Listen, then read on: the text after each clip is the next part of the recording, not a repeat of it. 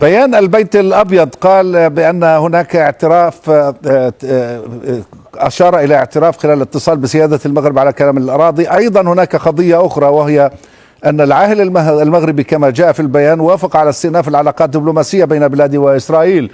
يعني في السابق كان هناك مكتب تمثيل إسرائيلي في المغرب. ما هي الخطوة القادمة؟ اولا يجب وضع هذا التصريح في اطاره. كما تعلمون فالمملكه المغربيه لها وضع خاص في هذا ازاء القضيه الفلسطينيه وازاء الصراع العربي الاسرائيلي. اولا من منطلق اماره المؤمنين، فجلاله الملك له ارتباطات مع الجالية اليهودية المغربية في كل أنحاء العالم، بما في ذلك في الجالية اليهودية المغربية في إسرائيل، والتي تقدر بأكثر من 700 ألف. ثانيا المغرب كان دائما له دور إيجابي بناء لتقريب وجهات النظر والدفع في اتجاه السلام منذ سنوات. ثالثا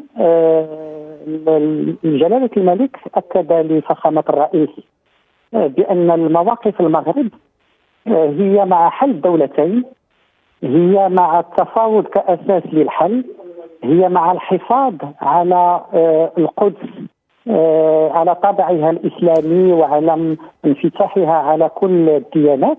ولكن ما يقوم به المغرب اليوم هو التدابير التي كانت موجودة سابقا.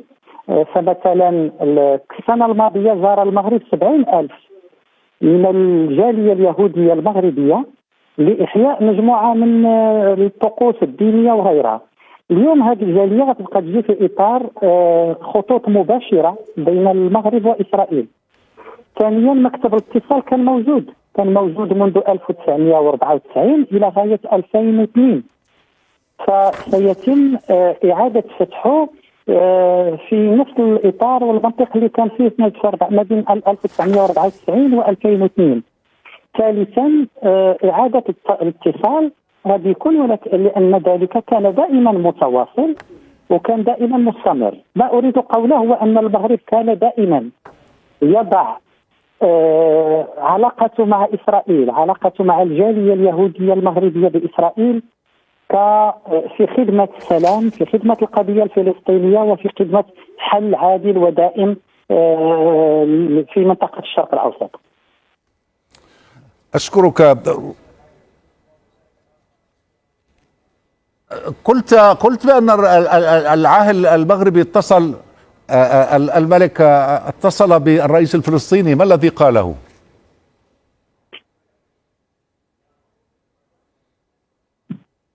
جلالة الملك حرص على الاتصال مباشرة بعد الاتصال مع فخامة الرئيس الأمريكي بفخامة الرئيس أبو مازن في إطار منطق الوضوح الذي يطبع دائما مواقف جلالة الملك، وفي إطار دائما موقف المبادئ التي يؤمن بها جلالة الملك في علاقات المغرب الخارجية. من هذا المنطلق اتصل جلالة الملك، وكان أول من أخبر جلالة الملك بهذه التطورات هو فخامة الرئيس الفلسطيني للتأكيد على أن مواقف المغرب ثابتة، بأن سيكون هناك تطور في العلاقات المغربية الإسرائيلية.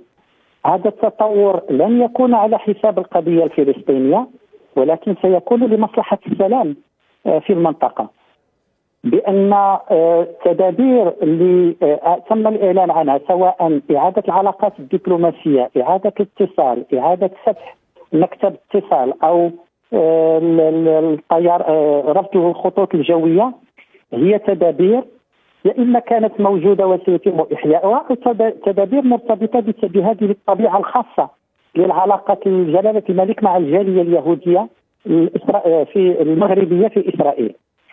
جلالة الملك أكد ثوابت المملكة إزاء القضية الفلسطينية، وأكد بأن هذا التطور الهام والتاريخي على مستوى قضية الصحراء وهذه الاتصالات الجديدة التي ستكون مع إسرائيل في إطار تدابير اللي كانت موجودة سابقا سيتم استعمالها دائما لخلق قنوات التواصل والدفع بالسلام بين الفلسطينيين والإسرائيليين في إطار ما كان المغرب دائما يقوم به تاريخيا وما قام به جلالة الملك منذ توليه عرش المملكة في إطار ثوابت ومبادئ المملكة المغربية.